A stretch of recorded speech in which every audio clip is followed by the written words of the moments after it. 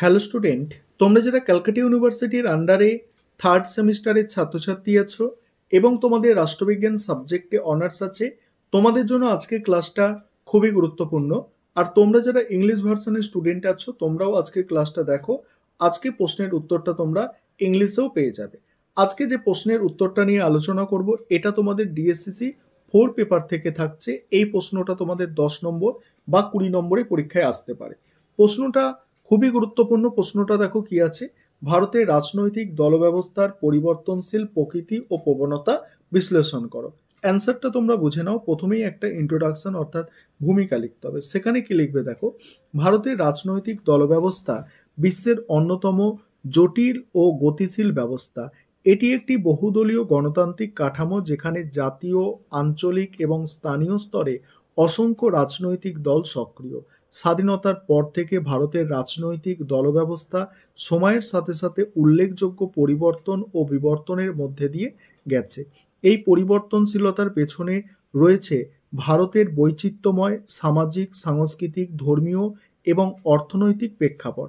এই প্রবন্ধে ভারতের রাজনৈতিক দলব্যবস্থার পরিবর্তনশীল প্রকৃতি ও প্রবণতাগুলি বিশ্লেষণ করা হবে। 1 নম্বর পয়েন্ট কি আছে দেখো, একদলীয় আধিপত্যের যুগ। স্বাধীনতার পরবর্তী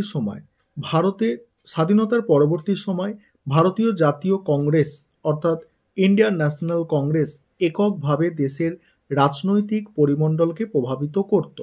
এই সময়কালকে একদলীয় আধিপত্যের যুগ বলা হয়। জওহরলাল নেহরু, ইন্দিরা গান্ধী, রাজীব গান্ধীর নেতৃত্বে কংগ্রেস জাতীয় ও রাজ্য স্তরে নির্বাচনে একাধিকবার জয়লাভ করে। এই সময় কংগ্রেসের একচ্ছত্র আধিপত্যের পেছনে ছিল স্বাধীনতা সংগ্রামে তাদের নেতৃত্ব দানকারী ভূমিকা এবং একটি শক্তিশালী সংগঠন কাঠামো।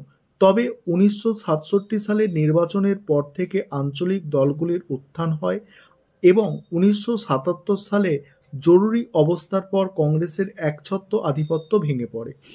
পরের পয়েন্ট হচ্ছে দেখো, জোট রাজনীতির উত্থান। এখানে কি বলা হচ্ছে দেখো, 1990-এর দশকে ভারতের রাজনৈতিক দলব্যবস্থায় জোট রাজনীতির উত্থান একটি উল্লেখযোগ্য পরিবর্তন। এই সময় অর্থনৈতিক উদারীকরণ এবং মন্ডল কমিশনের সুপারিশ বাস্তবায়নের পর রাজনৈতিক ক্ষমতা বিকেন্দ্রীকরণ ত্বরান্বিত হয়। 1996 সালের সাধারণ নির্বাচনের পর থেকে জাতীয় স্তরে জোট সরকার গঠনের প্রবণতা শুরু হয়। ইউনাইটেড ফ্রন্ট, এনডিএ, ইউপিএ এর মতো জোট সরকার গঠন করে।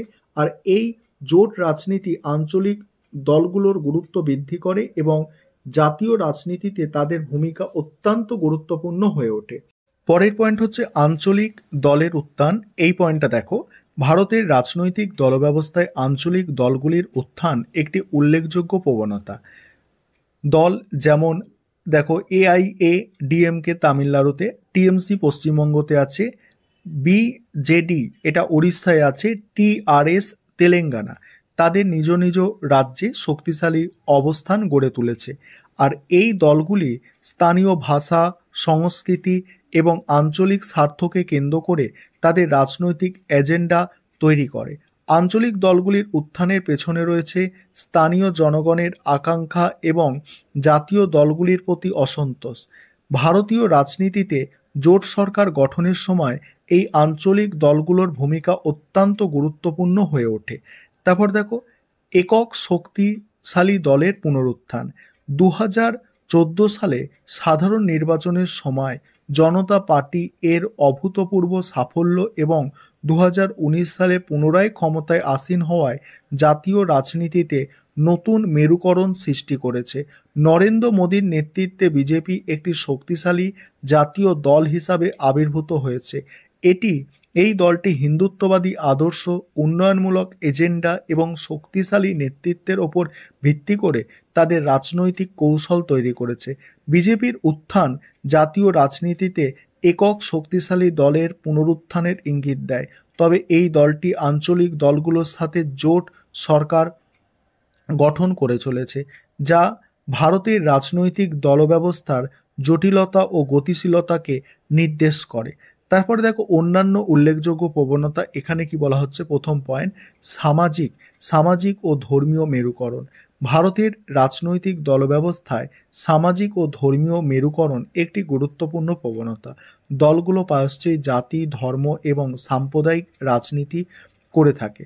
তারপরে কি বলা হচ্ছে দেখো, যুব ও নারী নেতৃত্বের উত্থান। সম্প্রতি ভারতের রাজনৈতিক দলব্যবস্থায় যুব ও নারী নেতৃত্বের উত্থান একটি নতুন প্রবণতা। দলগুলি যুব সমাজের আকাঙ্ক্ষা এবং নারীদের অংশগ্রহণকে গুরুত্ব দেওয়া শুরু করেছে। পরের পয়েন্ট হচ্ছে সোশ্যাল মিডিয়ার প্রভাব। রাজনৈতিক প্রচারে সোশ্যাল মিডিয়ার ব্যবহার বৃদ্ধি পেয়েছে, যা রাজনৈতিক দলগুলির কৌশল ও যোগাযোগ পদ্ধতিকে পরিবর্তন করেছে। উপসংহারে কি লিখবে দেখো, ভারতের রাজনৈতিক দলব্যবস্থার একটি গতিশীল ও পরিবর্তনশীল প্রকৃতির অধিকারী। একদলীয় আধিপত্য থেকে বহুদলীয় ব্যবস্থার উত্তরণ, জোট রাজনীতির উত্থান, আঞ্চলিক দলগুলির উত্থান এবং একক শক্তিশালী দলের পুনরুত্থান এই ব্যবস্থার প্রধান প্রবণতা। এই পরিবর্তনশীলতা ভারতের গণতন্ত্রকে সমৃদ্ধ করেছে, তবে একই সাথে নতুন চ্যালেঞ্জ তৈরি করেছে।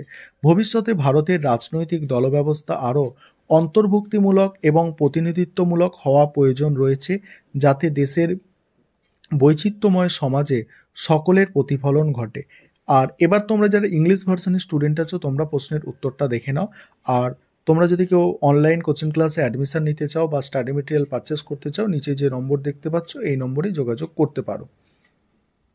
এবার তোমরা যারা ইংলিশ ভার্সনের স্টুডেন্ট আছো, তোমরা প্রশ্নের উত্তরটা দেখে নাও। আমি ধীরে ধীরে স্ক্রল করে যাচ্ছি, তোমরা প্রশ্নের উত্তরটা দেখে নাও। আর আরেকটা বিষয় তোমাদের বলবো, তোমাদের জন্য কিন্তু স্টাডি মেটেরিয়াল তৈরি করা হয়েছে। তোমরা যদি কেউ স্টাডি মেটেরিয়াল পারচেস করতে চাও, সেক্ষেত্রে স্ক্রিনে দেওয়া নম্বরে যোগাযোগ করে স্টাডি মেটেরিয়াল পারচেস করতে পারো। চলো সম্পূর্ণ প্রশ্নের উত্তরটা তোমরা দেখে নাও।